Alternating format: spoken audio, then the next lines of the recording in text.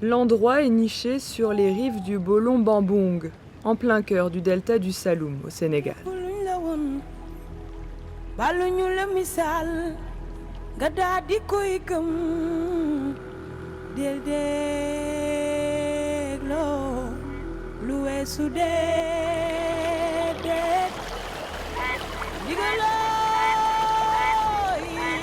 Le campement est situé sur une île, accessible après une demi-heure de traversée.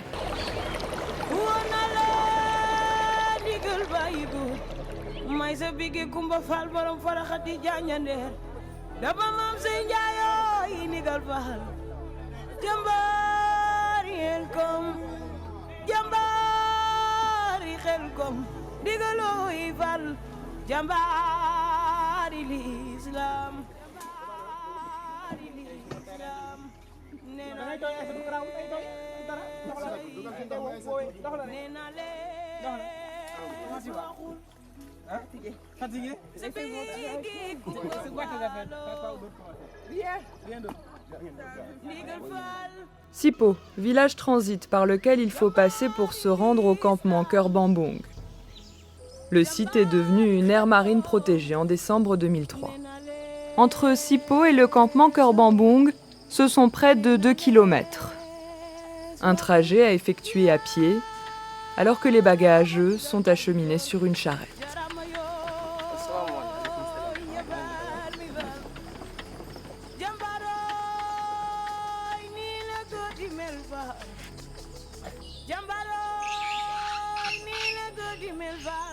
Arrivés à Cœur Bambong, nous sommes au Camp Climat 2019.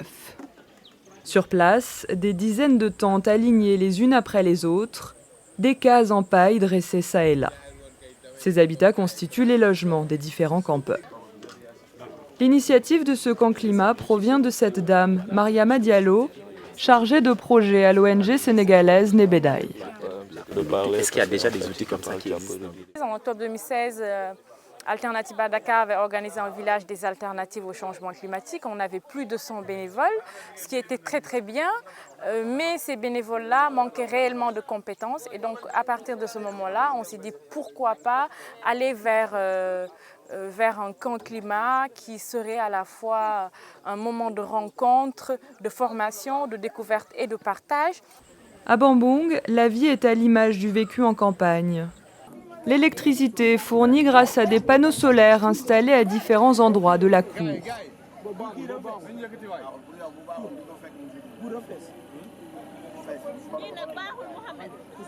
La vie en communauté y est cultivée dans le respect de l'autre et de l'écosystème. L'autogestion justement du camp marche très très bien parce que ce qu'on voulait aussi, on ne voulait pas juste ramener des gens, les former, on voulait ramener des gens, les impliquer justement dans la vie quotidienne, dans l'organisation quotidienne du camp. Et c'est ce qui est en train de se passer. Le matin, ils vont chercher de l'eau pour se laver. Le midi, ils viennent chercher leur repas, ils le servent eux-mêmes. Après, ils font la vaisselle. C'est aussi une façon de conscientiser par l'action, c'est très très important. Le camp est orienté vers la lutte active contre les changements climatiques au Sénégal. C'est toujours dans l'axe là-bas. Ah oui, là je suis à l'extrême gauche. À cet effet, des séries d'ateliers pratiques, des formations, des moments de convivialité et de découverte sont au programme. Le journaliste et blogueur Papa Ismaïla Dieng y a d'ailleurs animé un atelier sur les stratégies de communication digitale. Il était important de leur montrer les principes généraux, mais également de les outiller à mieux recentrer cette communication-là pour pouvoir mieux communiquer sur les changements climatiques, sur les questions de préservation de l'environnement. Mam Diomtioub est une étudiante passionnée des réseaux sociaux. Le changement climatique, c'est une question très très réelle et qu'il faut que tout le monde se bouge si on veut que les choses changent. Parce qu'on ne peut pas seulement laisser les ONG se débrouiller. C'est une question qui nous concerne tous. Donc oui, en ce qui me concerne, je vais porter ce combat-là. À côté de la théorie, des ateliers pratiques et des jeux de rôle, comme celui-ci sur le droit des populations face aux ressources naturelles. Les participants sont répartis en 3 groupes de travail. Le premier représente un gouvernement corrompu qui dilapide les ressources naturelles de son pays. Le deuxième, une multinationale exploitant ses ressources. Et les derniers constituent le peuple engagé pour la défense de ses intérêts. Une étude d'impact environnemental du projet que vous comptez mettre en place dans notre zone. Ici, c'est nos terres. Oui. Ici, c'est nos terres. Sachez que cette firme n'est pas là pour piller vos ressources. On est là juste pour vous donner de l'emploi. Le nombre d'appartements va correspondre au nombre de foyers qui seront délogés. Nous vous assurons sur ce point. Sous la case centrale, le sujet réunit des profils divers. Étudiants, cadres d'entreprise ou encore agents de la fonction publique sénégalaise. Il ne s'agit pas seulement d'avoir des idées et aussi de rester chez lui pour dire ses idées, mais nous pensons qu'avec des actions concrètes et aussi avec l'application aussi et la bonne connaissance de ce qu'impliquent ces droits-là et ces devoirs de la les devoirs de l'État et aussi les droits de la communauté, c'est notre droit en tant que jeune de porter ce combat et aussi de venir en aide à ces communautés. C'est ce qui me motive à faire le volontariat. La tenue du camp est aussi soutenue par des organisations évoluant dans le domaine de l'environnement. Souvent, l'exploitation des ressources minérales impacte socialement, environnementalement et économiquement les communautés de base, malheureusement, qui constituent une population qui n'est pas tout le temps informée de ces enjeux.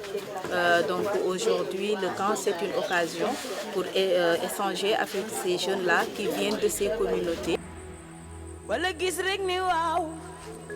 À Bambung, les campeurs sont répartis dans des sous-camps, chacun faisant référence à un royaume du Sénégal. Du Djolof en passant par le Kayor et le Baol, le Siné Saloum jusqu'au Waalo. Un rappel de l'histoire.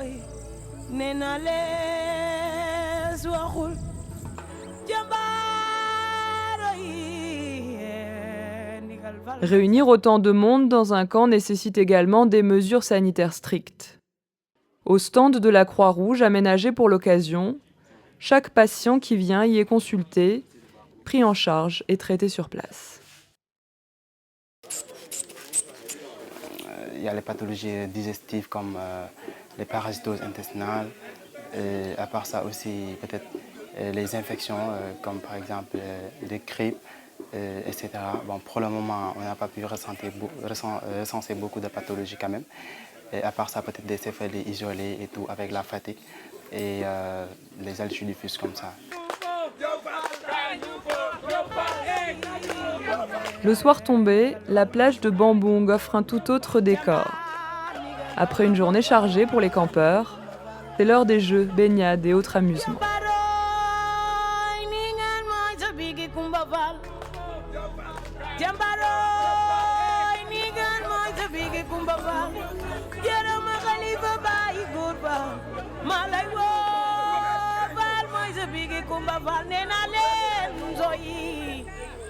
Le lendemain, au petit matin, le campement se réveille peu à peu.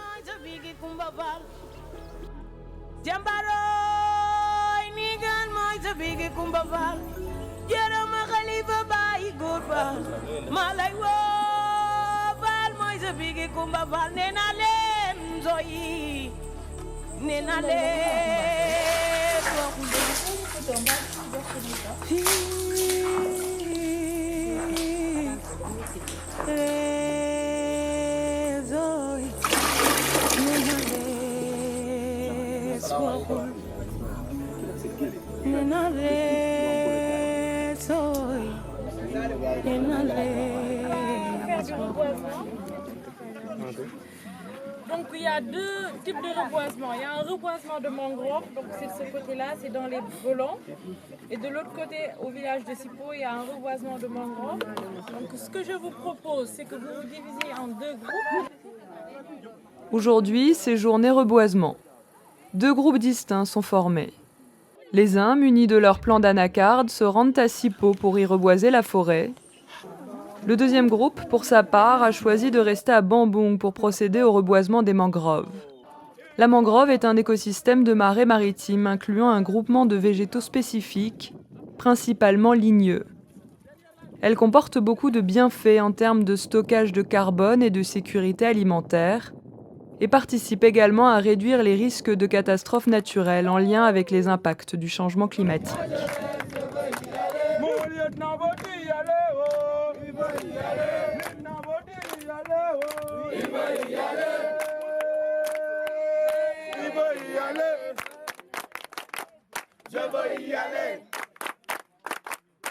L'érosion dont sont victimes les zones côtières n'épargne pas ce campement des îles du Sine Saloum. D'où l'utilité d'y planter des mangroves, qui constituent des stabilisateurs efficaces à la résilience écologique des écosystèmes. Ce qu'a compris le chef de la délégation algérienne et doyen du camp climat. Les événements de Ain Salah en Algérie, où il y a eu l'idée de l'exploration et l'exploitation du gaz de schiste en Algérie. Et à ce moment-là que j'ai réellement pris conscience du danger de la sauvegarde de l'environnement et d'un climat sain. Après l'effort, le réconfort. Merveille est congolaise de Brazzaville. Plongée dans sa lecture, l'étudiante en qualité, sécurité et environnement a fait le voyage afin de découvrir pour la première fois les îles du Saloum. Et finalement, son séjour se révèle plus qu'instructif. Donc, jusque-là, c'est parfait. Et les gens qui sont ici, ce sont des fous, ils mettent l'ambiance, on ne s'ennuie pas, la nature est là, il pleut. Donc, en fait, on a limite tout ce qu'on n'a pas pu la chance d'avoir à Dakar, on l'a ici. Le camp Climat Sénégal 2019 a réuni des personnes de plusieurs nationalités pendant une semaine. Sa première édition, tenue en 2017, avait enregistré la venue de 150 campeurs. Et pour cette deuxième édition, l'effectif a plus que doublé. Une véritable communauté est née, une famille que cherchent à préserver et consolider les initiateurs du camp. Au niveau de la coordination, on est en train de réfléchir à la structuration de tout ce travail-là, à comment faire des actions entre les deux camps. En tout cas, garder justement... garder vive cette communauté-là, la rendre durable, la rendre pérenne au-delà du camp climat, c'est un de nos objectifs, c'est un des challenges qui nous attendent à la sortie du camp. Le concept de camp climat est apparu pour la première fois en 2006, en Grande-Bretagne. C'est un squat organisé cette année-là, près de la centrale à charbon de Drac, à 6 km de Selby en Angleterre, qui est devenu l'un des premiers camps climatiques au monde.